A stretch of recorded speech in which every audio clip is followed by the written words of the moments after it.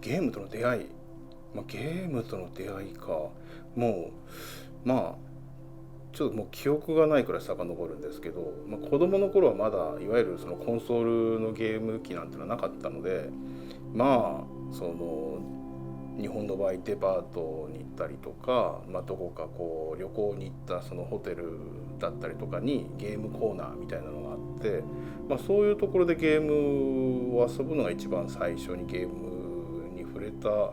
体験でしたかね。でその時から、あの時代はすごいもうその8ビットの原始的なこうドットの画面と、原始的な音の時代だったんですけど、なんかそういうすごくこうああいう原始的なデジタルのものにものすごくこう興味を持って、でそうですね、ゲームは本当に大好きでその頃から遊んでましたね。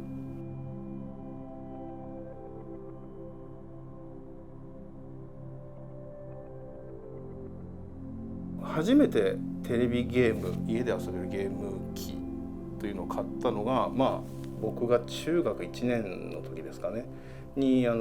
ァミコンを買ったのが一番最初だったんですけど、なかなかああいう高額なものは買ってもらえなくて、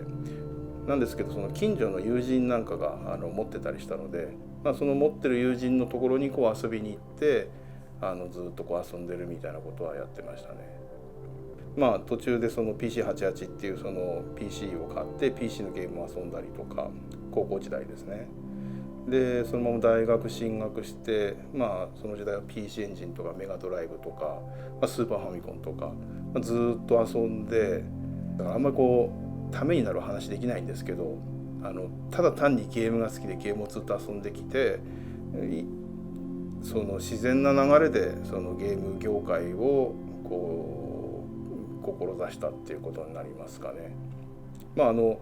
現実的なところでは、その大学卒業する前に、就職活動をして、で当時僕東京の大学に出てたんですけど、卒業したら僕の地元の長野県に帰るつもりで長野県の企業の、就職活動もして、いくつか内定ももらったりしてたんですよ。それはもう本当に普通の会社です。なんかその、インテリアの会社の営業職みたいなもののこう内定もらったりしてたんですけど、一方で一応そのゲーム業界も受けてみようっていう形で、どういうふうにしたらゲーム業界に入れるのかっていうのが分からなかったというか、ちゃんとこう計画性を持って業界を目指してる人はちゃんとこう例えばプログラミングを学んだりとか、そういう学校に行って業界を目指したりするんでしょうけど、あるいはこう映画得意なのであればそのアーティストを目指してそういう学校に行ったりするんでしょうけど、僕はそういうことを特に目指すでもなく、ただ単にゲームが好きでゲームを遊んで、大学も全然そういうゲームとは関係ないところに進んで行ってたので、とりあえずゲーム業界も受けてみようかなっていう形で、何社か受けて、拾ってもらったっていう感じですね。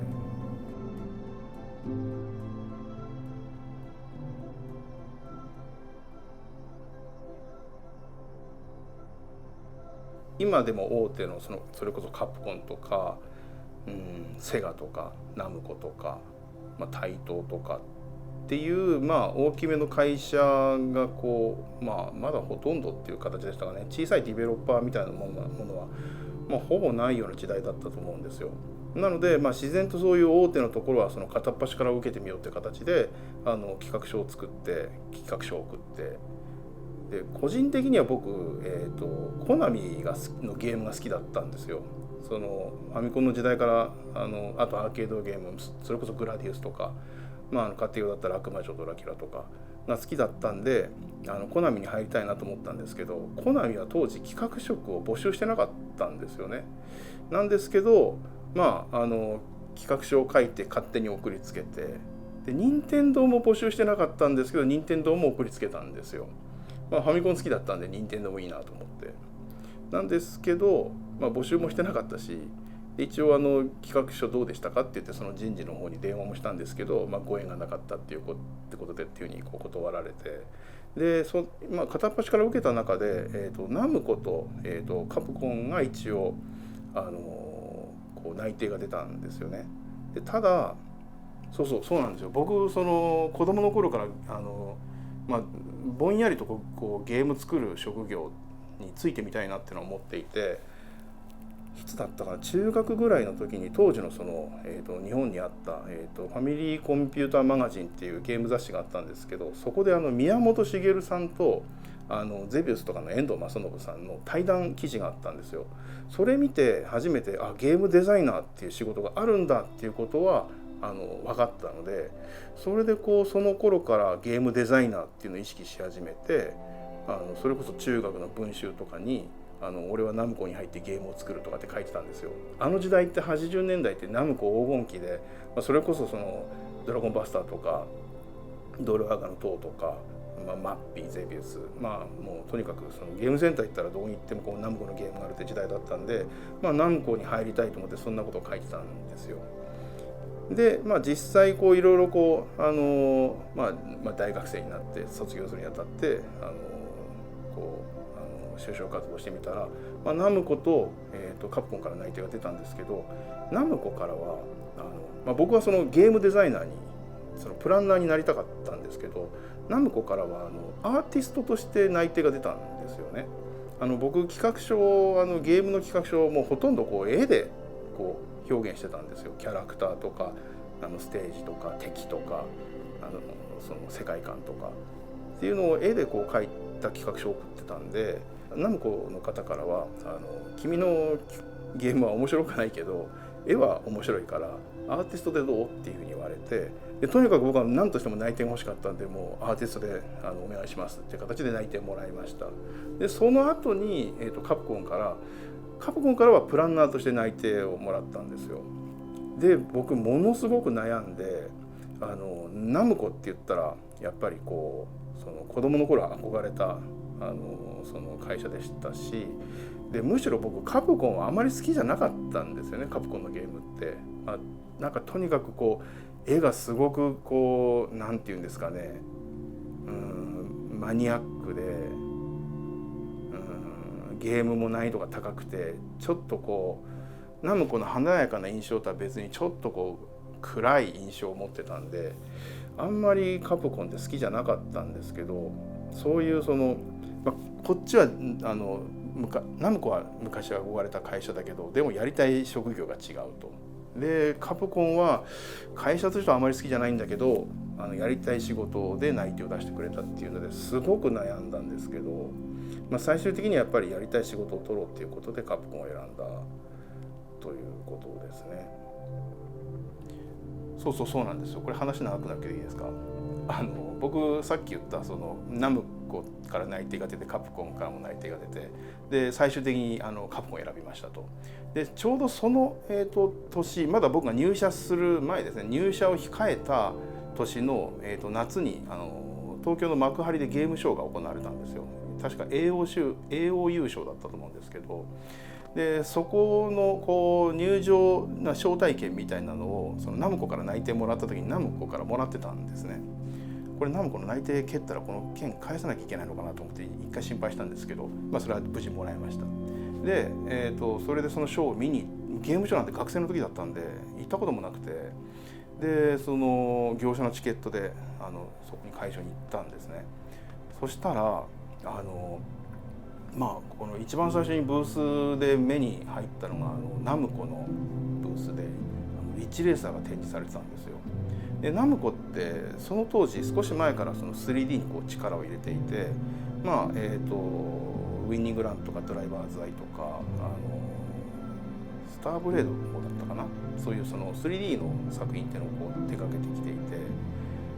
でそれがその時に展示されてたリーチレーサーで、60フレームの描画と、それから僕初めて見たんですけどポリゴンにテクスチャをマッピングをしたちょっと写実的なフォトリアルなグラフィックですね。それでドライブゲームが動いててすごいところまで来てるなっていうふうに思ったんですよ。でもう一つ次に目に入ったのがセガで、セガはバーチャルファイターを展示してたんですね。でセガも、バーチャルレーシングとか 3D には乗り出していて、でそれが人と人のポリゴンがこう動いて対戦するっていう。でそこでしかもそのキャラクターたちにそのアニメーションを流し込んでいて、ポリゴンのキャラクターがアニメーションするっていうのを僕初めてそこで見たんで、これすごい時代が来てるなっていうふうに思ったんですよ。で一方でその時僕はもうカプコンを選んでいたので、じゃあその自分がこれから入るカプコンのブースではどんなものが出展されてるんだろうなと思ってカプコン見に行ったら、もうそのストリートファイターの焼き直しのもうスーパーストリートファイターがもう何十台も並んでて、誰も遊んでないんですよ。これ俺選択ミスったかなって当時思ってちょっとがっかりしてたんですよ、カプコンには。そしたら入社してみたらその開発中のその 3D 作品っていうのはカプコンも取り組んでいて、で当時一つは 3D の格闘のプロトタイプが動いてましたね。これは、ペンディングになっちゃったみたいなんですけど、それでもう一つ動いてたのがバイオハザードなんですよ。当時はまだ三上さんが3D ホラーっていう名前の仮のタイトルでやってたんですけど、それを見た時に僕が加わった時にはまだバイオはフルポリゴンでやろうとしていて、ああいうそのレンダリングした背景の中でキャラクターが動くっていうスタイルではなくて、もう背景も全てこうフルポリゴンで利用化してたのをテストしてたんですね。でその画面を見た時に僕がちょうど初めて見たのがそのポリゴンで作られたホールに、当時三上さんがこう登場させる予定だった大きい芋虫のクリーチャーみたいなのがちょっと動いてたんですよ。当時にしてはそのフォトリアルなその絵を見た時に、このタイトルすごいなっていうふうに思って、自分が加わるんだったらこのチームがいいって思ったんですよ。他は全部もうまだその 2D タイトルを作ってたんで、そしたらもうそれこそ運よくというか、三上さんに呼んでもらったというか、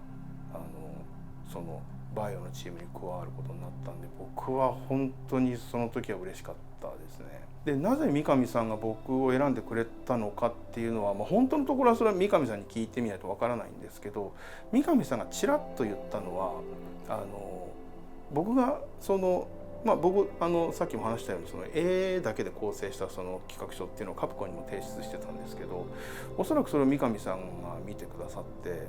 その絵の描ける企画マンが欲しかったって言って、当時そのバイオハザードってそういうちょっと写実的な世界観を表現しようとしてたので、その絵コンテ描いたりだとか、企画書にもこう絵を添えたりだとかっていう時にちょっとそれで僕を選んでくれたのかなと思いますね。で結果的には僕そのチームに入って、そのゲーム中のそのイベントシーンの絵コンテも描きましたし、それから僕が加わってからいろいろ研究の結果、これフルポリゴンでいくのはちょっと無理がある、表現的に無理があるっていうことが分かってきて、で三上さんがじゃあ背景はもうプリレンダルにしようっていうふうに舵切ったんですね。そこからゲームの中でのカメラカット割りっていうのが必要になったんで、その仕事を僕が引き受けて、ゲーム中のカットの 7,8 割方は全部僕がやりましたかね。そういう仕事をやらせてもらいましたね。もちろんゲームのゲームデザインも加わって一緒にやらせてもらったんですけど。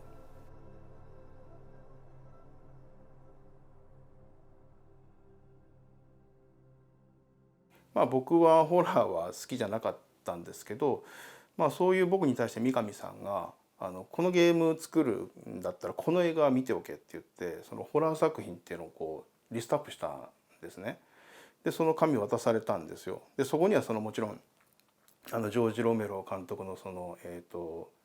ーン・オブ・ザ・デッドとか、ナイト・オブ・ザ・リビング・デッドとか、あとはちょっと英語の名前タイトル忘れちゃいましたけど、日本で死霊の腹渡って言われてる、これも古典的なホラーなんですけど、あとそれから SF 作品になるんですけど、エイリアンであるとかいうものがバーってリストアップされてたんですけど、僕それホラー嫌いなんで見たくなくてずっと無視してたんですよね。で三上さんに毎日のように「おかみお前あれ見たか?」って言われて「いやまだ見てないです」ってずっと言ってたら、三上さんがもう途中で「お前もうこのままだと見ないからこれ見ろ」って言って、「これ明日まで見てきて俺に感想言え」って言ってビデオ渡されたんですよ。それがドーン・オブ・ザ・デッドだったんですよね。でこれ見てもうほんと気持ちが沈んで、もうそのホラーも嫌いだしスプラッターも嫌いだしで、ゾンビ怖いしとかっていう映像を見て本当その時は気分がこう沈んだんですけど、ただ仕事としてやる分には楽しかったというか、三上さんが明確なその、このゲームのテーマは恐怖だっていうことをディレクションしてたんで、その恐怖をテーマにした作品っていうのは当時珍しかったと思うんですよ。当然それまでのその8ビットの時代16ビットの時代って、絵もすごい原始的な絵しか表現できなかったんでそれはこう恐怖っていうのはなかなか表現しにくかった時代だと思うんですね。ちょうど僕がカプコンに入社したのが、1994年なんですけど、それがそのプレイステーションが登場した年なんですよね。そこで本格的にこう3D の時代に突入してゲームハードのそのスペックっていうのも飛躍的に上がってっていう時代でこう表現力が上がった時にそのホラーっていうのをこう取り組み始めた作品っていうのは本当に僕は斬新だと思ったので、このプロジェクトは本当に面白そうだなと思いましたし、なんかそのチームの中でも何かこういろんなことを例えばステージどうしようかキャラクターどうしようかギミックどうしようかっていうことを話してる時にみんながこうそれは果たしてちゃんとこうプレイヤーに対して恐怖を伝えることができるんだろうかっていうところでこう意識統一されてたというか、だから何作るにもいやそれをやるとちょっと怖くないよとかいやこうした方が怖くなるよっていうふうにこう方向性が統一されてたので、なので仕事はすごい楽しかったんですよね。そこからなぜ僕がじゃあ次の作品でディレクターをさせてもらうことになったかなんですけど、その三上さんは当時そのバイオハザード1でディレクターをやりましたけど、それが終わった後で、もう少しその開発の中でいろんなこう複数あるタイトルをプロデューサー的な立場で見るポジションにちょっとこうステップアップしたというか、そういう仕事をするようにっていうふうに会社に言われてちょっと上がったんですよね。でじゃあ現場でバイオ2を作るのは誰かっていう話になって、それで僕がお話をいただいたっていう形なんですよね。でなんで三上さんが僕を選んでくれたのかっていうのもこれはだから、本当のところは三上さんに聞いてみるしかないんですけど、僕の推測としては僕その三上さんの下にいる時からなんていうかそのクリエイターとしての主張が強かったというか、いやこれは絶対こうした方がいいとか三上さんに対してもそれじゃなくてこっちの方がいいとか、いろいろ散々言って三上さんとぶつかる面倒くさいやつだったと思うんですよね。多分そういうのがディレクター気質だなっていうふうにおそらく三上さんは評価してくださってで、僕に任せてくれたんじゃないかなと思います。なので僕今でも覚えてるんですけど、そのバイオ1の開発が終わった後でぼちぼち2作ろうかなっていうムードになってる時に三上さんにミーティングルームに呼ばれて「で神はお前ディレクターバイオ2のディレクターやるつもりあるか?」っていうふうに聞かれて、で、僕はその子供の頃からゲームが作りたくてゲームデザイナーっていうのに憧れて自分のゲーム作りたいって思ってこの業界を目指してきたんで、とはいえそのなんかこう人の前に立ってリーダーシップを取るっていうことは僕は苦手で今でも得意ではないんですよ。で自分からこう能動的にそういうことをやろうとしたことはそれまでの人生なかったんですけど、でも何のために会社に入ったのかって言ったら自分でゲームをディレクションすることがやっぱり最終目標だよなっていうふうに思ったんで、それはチャレンジしてみようかなと思ってやりますっていうふうに答えたんですよね。その瞬間っていうのは今でも覚えてますね。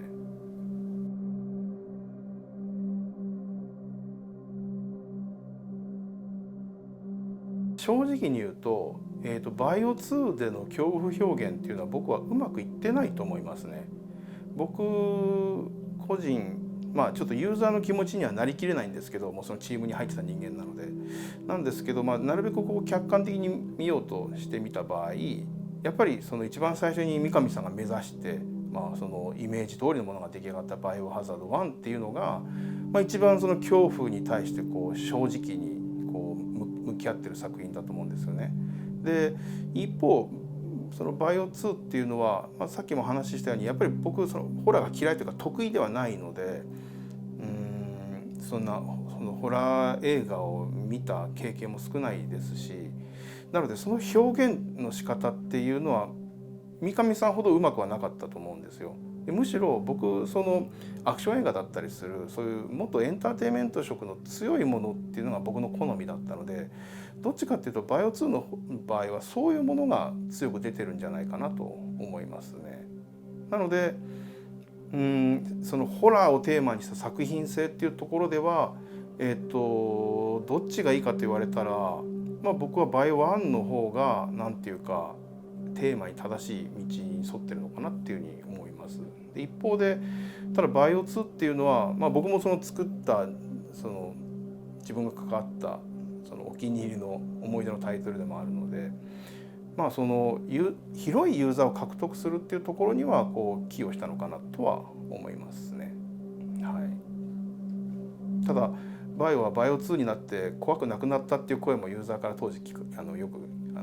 聞いていたので、そこに対してはごめんなさいとは当時から思ってました。